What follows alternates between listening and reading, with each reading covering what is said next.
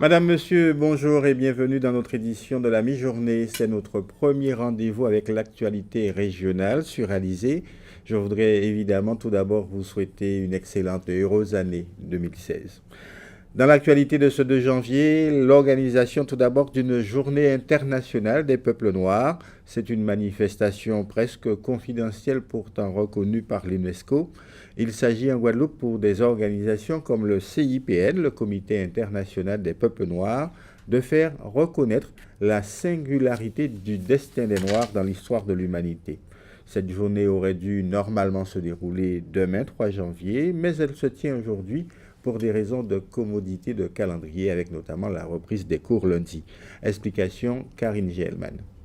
Vous avez l'impression d'être un peu de nulle part, hein, alors que nous avons une histoire qui est riche, l'histoire du peuple noir, l'histoire du combat des résistants de 1802 et de toute la période esclavagiste. Et c'est vrai que si nos jeunes connaissaient cela, eh bien, ils seraient beaucoup plus forts, beaucoup plus sûrs d'eux.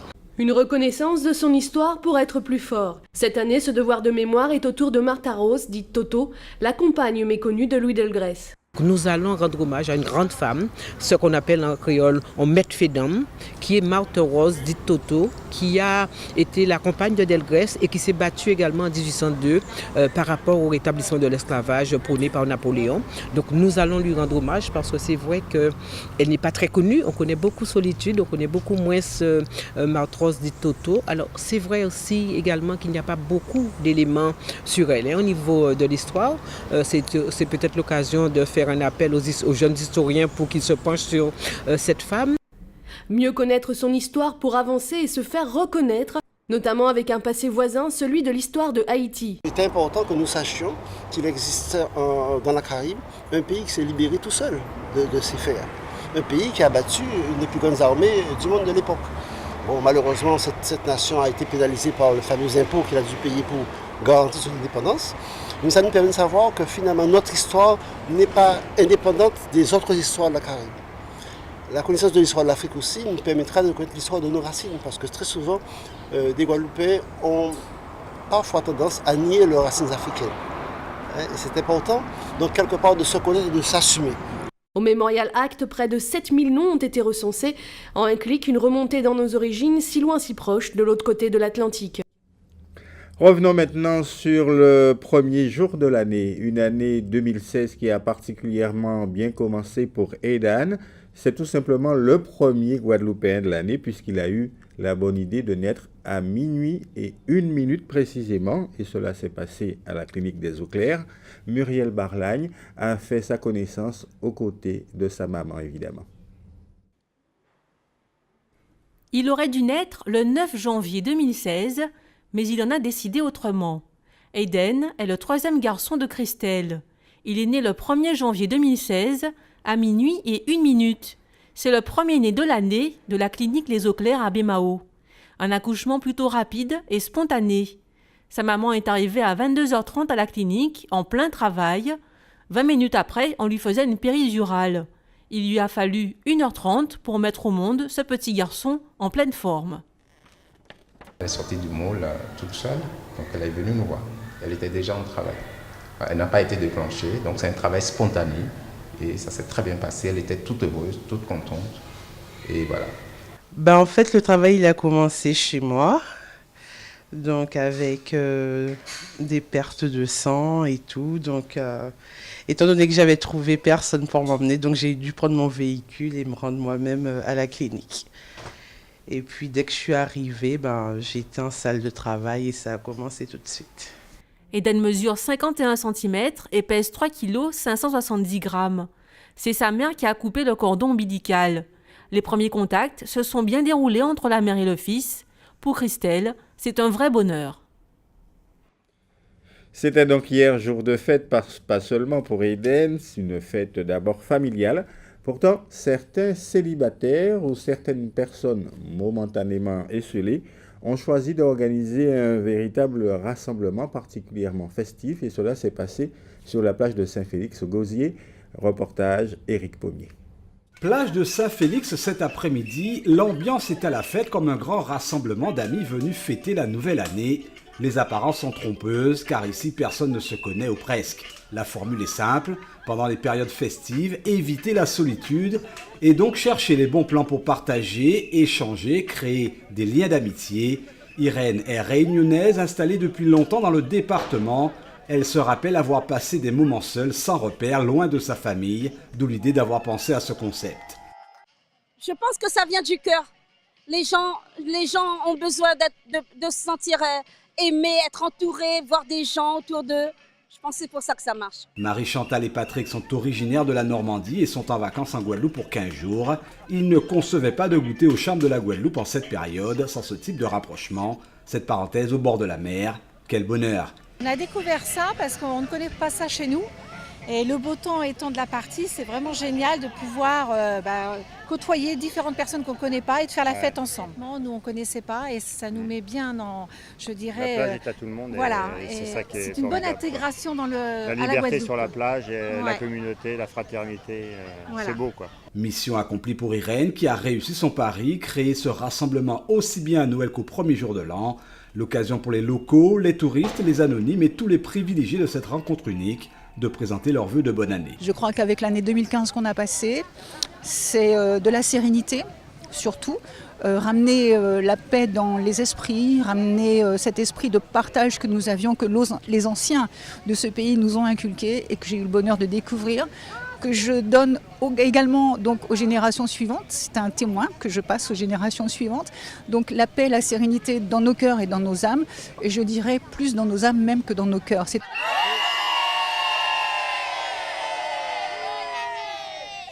Et ça aussi, c'est la Guadeloupe telle qu'elle vit au quotidien et c'est ce que nous avons choisi de faire en votre compagnie sur Alizé. Le 1er janvier, c'est aussi un certain nombre de choses qui vont changer pour vous, tant économiquement que socialement. Vous le savez déjà, le prix du carburant cette année est déjà à la hausse, mais il n'y a pas que ça. Il y a l'instauration d'une mutuelle obligatoire par les entreprises en faveur de leurs salariés. Petit florilège de changements au 1er janvier avec Aurélie Rose. Premier changement pour ce début d'année, le prix du carburant. Si votre voiture roule au super sans-plomb, votre plein va vous coûter un peu plus cher ce mois-ci. Le litre passe à 1,32 €. En revanche, si vous roulez au gazole, le litre baisse de 2 centimes et s'établit à 1,06 € pour le mois de janvier 2016. On reste sur la route avec les conducteurs de 2 roues motorisés qui doivent désormais être équipés d'un gilet jaune fluo et le porter en cas d'arrêt d'urgence. En cas d'absence de gilet, vous vous exposez à une amende de 11 €, amende qui grimpe jusqu'à 135 € si vous ne le portez pas en situation. Il est petit, autocollant, il peut être vert ou rouge. Le timbre augmente encore cette année, comptez désormais 80 centimes pour une lettre prioritaire, 70 centimes pour une lettre verte. Autre hausse qui par contre est un peu plus agréable, celle du SMIC. Le salaire minimum de croissance augmente de 6 € net par mois, il s'élève à 1 143 € net. Changement aussi dans le monde de l'entreprise, celle-ci doit obligatoirement proposer à tous ses salariés une complémentaire santé collective qu'elle finance à hauteur de 50%. En contrepartie, l'employeur dispose d'avantages fiscaux et sociaux. Enfin, du côté du tourisme pour les réservations en ligne, les professionnels ont l'obligation désormais d'afficher des prix de nuitée plus lisibles en y incluant les taxes et les prestations comme les petits déjeuners ou encore le Wi-Fi. Nous en venons maintenant à l'actualité dans notre grande région de la Caraïbe, une actualité qui nous emmène aujourd'hui au Suriname, en Colombie et à Belize avec Anne-Elisabeth Artsen. Face à des contraintes financières importantes, à la pression de la rue contre la corruption et le déficit chronique des entreprises publiques, le président du Suriname, Desi Bouterse, a fait tomber le marteau sur Suriname Airways SLM. Il a renvoyé son PDG, Elwal Nchui, et l'ensemble des membres du conseil d'administration de CLM. Propriété de l'État, la compagnie a souffert d'une hémorragie financière pendant des décennies, est en proie au népotisme, à la mauvaise gestion et à l'ingérence du gouvernement. Le pays manque de connectivité aérienne et beaucoup accusent le gouvernement de ne pas faire son travail pour faire venir plus de visiteurs au Suriname. Les gouvernements successifs ont procédé à des nominations politiques et se sont ingérés dans le fonctionnement de la compagnie aérienne. Desi Bouterse a révélé au Parlement que la compagnie aérienne sera bientôt privatisée, mais ce processus processus n'a pas encore commencé et peut prendre des années.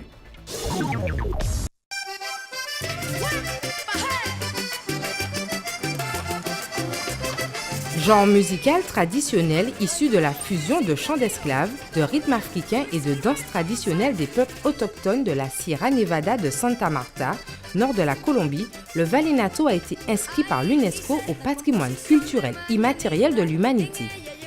Toutes ces expressions sont mélangées avec des éléments de la poésie espagnole et l'utilisation d'instruments de musique d'origine européenne. Les instruments traditionnels du vallenato sont au nombre de 3. La boîte, petit tambour joué avec les mains, le guacharaca, morceau de bois avec des fentes qui sont grattées avec un peigne, et l'accordéon. Ce genre à 4 airs principales avec ses propres rythmes est interprété dans les festivals et joue un rôle essentiel dans la création d'une identité régionale commune. Nostalgique, heureuse, sarcastique et humoristique, les paroles de la vallenato interprètent le monde à travers des histoires où le réalisme et l'imagination sont combinés. Le mécanisme régional des pêches des Caraïbes, SRFM, et l'Institut international de l'océan, IOI, ont signé un mémorandum de 5 ans, MOU, pour étendre leur coopération vers la création d'une structure de gouvernance des océans et d'une unité de pêche professionnelle des Caraïbes. Le partenariat entre le CRFM et l'IOI date de 2004 et a permis à près de 40 ressortissants des Caraïbes l'accès à un très haut niveau de formation. Commentant l'accord, le directeur exécutif du CRFM, Milton Houghton, a notamment déclaré « La formation fournie par l'IOI dans la politique maritime est très importante pour les petits États insulaires des Caraïbes qui dépendent fortement de la mer pour leur développement économique. » Dans l'esprit du protocole d'accord, les candidats retenus reçoivent une bourse de l'IOI pour l'hébergement, les repas et les frais de scolarité au Canada pendant la durée de la formation, tandis que le SRFM couvre le coût du billet aller-retour et d'autres frais de voyage. C'est une nouvelle manière de découvrir les charmes parfois insoupçonnés de Pointe-à-Pitre pour les touristes.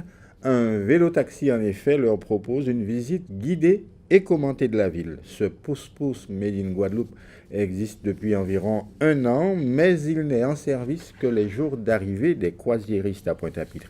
Muriel Barlagne. J'essaye de dire bonjour et de proposer un petit tour dans la ville dans plusieurs langues. Aujourd'hui, c'est jour de bateau. Les vélos-taxis sont de sortie. Depuis maintenant 1 an, ces tricycles semi-motorisés proposent aux croisiéristes une promenade commentée dans la ville de Pointe-à-Pitre. Parlez lentement, s'il vous plaît. Je me fais 30 € pour 30 minutes. Des touristes italiens sont intéressés. C'est la première fois qu'ils viennent en Guadeloupe. Avant la croisière, ils n'avaient jamais entendu parler de l'île. Ces vacanciers n'ont pas envie de s'arrêter en chemin comme cela est proposé dans le programme, notamment au marché aux épices. Ils veulent juste profiter de la balade. Je leur fais faire un tour historique. On découvre les monuments qui ont une architecture intéressante au regard de leur histoire. Donc on a une explication historique de certains monuments. Sous-préfecture, place de la Victoire ou encore église Saint-Pierre et Saint-Paul leur sont racontés. Un trajet effectué à 25 km/h qui peut durer entre 30 et 45 minutes. Nos visiteurs apprécient. Que la ville est très belle et qu'il y a, enfin, malheureusement tout est fermé, il y a beaucoup de... Mais pourtant on n'est pas dimanche et beaucoup de négoces sont fermés, beaucoup de boutiques sont fermées. C'est étonnant. 10 véhicules de ce type sont en service, mais il n'y a que 4 pilotes pour l'instant. Comme Lakshmi, ils doivent maîtriser une langue étrangère. Le concept est lui-même né au cours d'un voyage. C'est lors d'un voyage à Londres que j'ai vu ça et je me suis dit ce serait super parce que non, à Londres il pleut tout le temps alors qu'en Guadeloupe la température est idéale pour ce genre d'activité. On a aussi beaucoup de touristes qui arrivent par bateau. Donc faire visiter la ville de Pointe-à-Pitre, une ville d'art et d'histoire, j'ai trouvé ça super. Et c'est une activité un peu fun, écolo aussi parce qu'on a des vélos qui sont, on va dire, on essaie de faire que ça soit 100% propre, donc voilà quoi. Les tarifs peuvent varier entre 15 et 50 € pour 2 personnes, tout dépend de la provenance des touristes. Les préférés de ces pilotes sont les Américains et les Canadiens, plus habitués à ce type de service et plus généreux. Mais la grande question de cette haute saison touristique, c'est la suivante. Qu'en est-il des sargasses? Ces sargasses qui ont plombé, passez-moi l'expression, la précédente saison. Manifestement, les visiteurs actuels amateurs de nos plages sont beaucoup moins importunés que leurs prédécesseurs. Le renforcement sans doute du plan sargasse qui touche en particulier le littoral le plus concerné, la Riviera. Le reportage d'Anne-Elisabeth Artsen. Bien que moins visibles sur nos plages, elles n'en demeurent pas moins présentes. Les algues sargasses font bel et bien partie du paysage, comme le constatent ces touristes. Effectivement, nous avons rencontré les sargasses, donc les îles Marie-Galante, qui étaient donc assez remplies par endroits. Nous sommes revenus ici sur la Guadeloupe. Nous venons de Saint-François, nous en avons un peu. Ici à Sainte-Anne, bon, c'est pareil, pour ainsi dire. Donc à peu près partout où nous sommes allés, nous en avons rencontré. À peine, vraiment. À part ici, quelques anses par-ci, par-là, mais très très peu, vraiment. Non, très belle plage. Comme c'est rare que je vienne à la plage, donc pour moi, bon, il y a toujours des sargasses, quelle que soit la plage qu'on va, quel que soit l'endroit, il y a toujours des sargasses, il y a toujours du monde, ça c'est important, mais les sargasses gâchent un peu l'ambiance. Mais quand même, on arrive à en profiter. Alors quelques sargasses un petit peu partout, mais un peu quand même moins depuis quelques mois. Donc je pense que c'est en train quand même de partir. Je pense que la plupart des plages sont propres, il n'y a plus d'odeur comme au début de l'événement. Donc en espérant que ça reste ainsi, on croise les doigts et puis voilà. Eh bien écoutez, je trouve qu'en ce moment il y a beaucoup moins de sargasses qu'il y a à peu près un mois et demi. Après comme là on voit à l'entrée il y en a quand même un petit peu. Nous on est arrivé sur Basse-Terre, il n'y avait pas du tout de sargasses. Ensuite on est allé au centre, il n'y en avait pas du tout. Et c'est là sur Grande Terre où on en voit un peu, mais on se dit que ça a dû être nettoyé pour les vacances. Mais qu'en dehors de cette période-là, ça doit quand même être un problème. Brigade verte plus active au ralentissement du phénomène. Quoi qu'il en soit, la présence des algues sargasses est donc moins importante, contrairement au mois de novembre dernier où l'invasion était à son apogée. Pourvu que ça dure. Pour refermer cette édition, je vous propose maintenant un retour sur une de nos pratiques culturelles du 1er janvier, celle évidemment du fameux bain des marées. C'est une cérémonie rituelle destinée à se laver des mauvaises effluves de l'année écoulée et à entrer, pour ainsi dire, dans une ère nouvelle. Une cérémonie censée être intime et mystique même, mais l'association culturelle Masque à Clé a décidé d'en faire chaque année un rassemblement sur le thème de l'échange. Karine Gielman.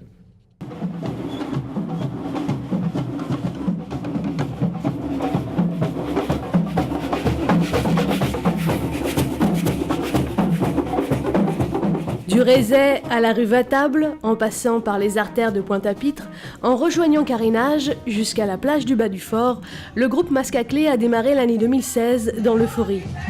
Mais avant de mettre à l'eau un radeau pour les ancêtres, petite rétrospective matinale, car le bain des marées, c'est aussi...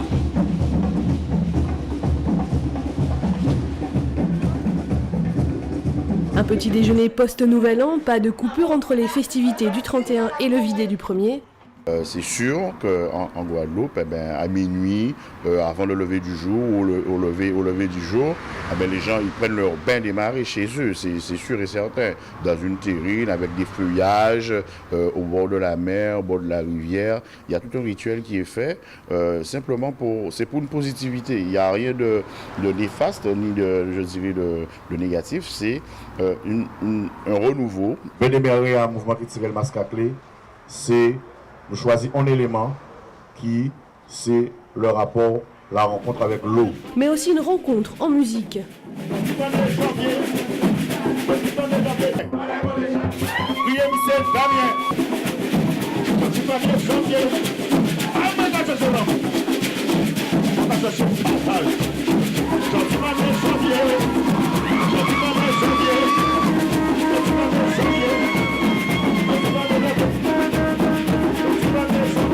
Le bain des marées, c'est avant tout la cohésion. Le bain des marées, au niveau des Massapo, notamment au niveau de Masque à Clé, c'est Une vraie cohésion sociale, le premier jour de l'année, c'est d'être ensemble et justement de partager un repas ensemble, donc ce qui crée une cohésion sociale, un lien, une unification ce même jour, afin d'aller à la rencontre de l'eau on a choisi, l'eau de mer. Pour objet de réunir des gens, réunir des personnes qui font partie d'un groupe, même des personnes qui ne font pas encore partie de Mascaclé, se réunissent, se rencontrent pour communier ensemble.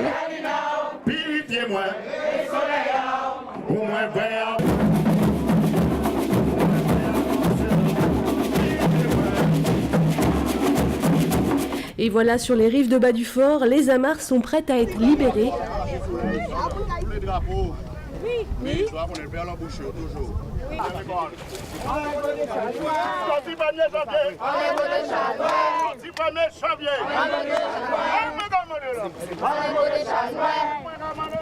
Un bain des marées 2016 qui commence sous de beaux auspices.